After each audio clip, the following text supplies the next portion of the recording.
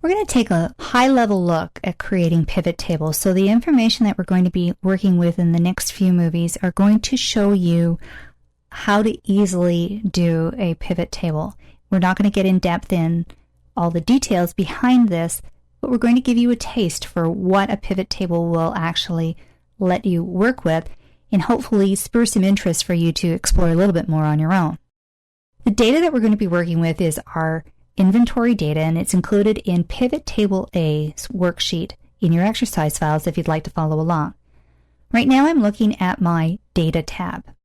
In order to create a pivot table, I simply select the table itself, go to the Insert tab, and pick Pivot Table.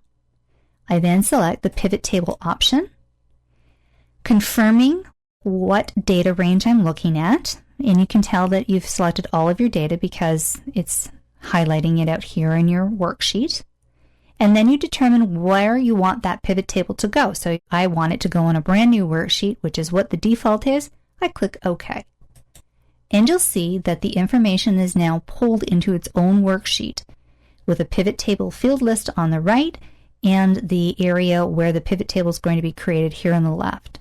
Before we go on, let's go down to the bottom and select the Sheet 4 name, right-clicking on it and selecting the Rename option and calling this Pivot Table. So if we happen to use this again in our exercises, we know that this particular tab contains our pivot table information.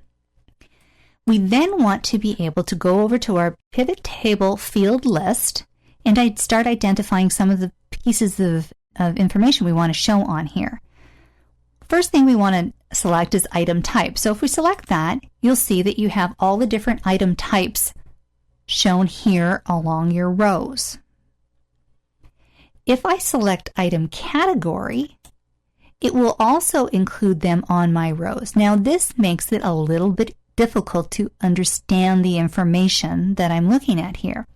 This is where you get into the real value of working with a pivot table, because all you need to do is to select one of your row labels, in this case item category, click and drag it, and pop it into the column labels box. So what this section of the pivot table field list allows you to do is to mix and match where the information is stored. And what you're doing is you're pivoting your rows and columns so that you get the information in a way that's going to make sense for you to understand and analyze. Hence, pivot tabling. Next, what you want to identify is, now that you've got the information aligned correctly, what are you going to track? The current cost, the inventory levels, or the final costs of the different pieces of inventory that you've got to look at? Well, let's just take a look very quickly at the current cost. If I select current cost, it then goes and presents for me the current costs that are sitting in the different cells in my original data file, and it presents it here.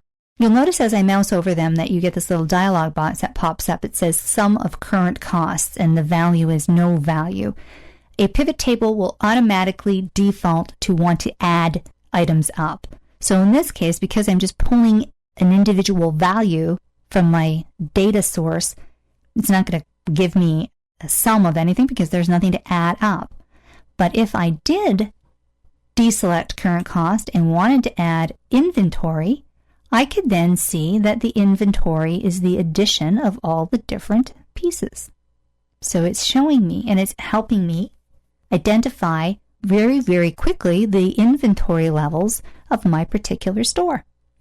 I also have a grand total column at the column and row summarizing all of the inventory levels for all the different ways that I'd like to look at it. So you can see with 3 minutes of instruction and a few clicks, you've been able to pull the information from your data source into a pivot table and quickly analyze what you need to know. Let's look further at some of the options that we can find at pivot tables.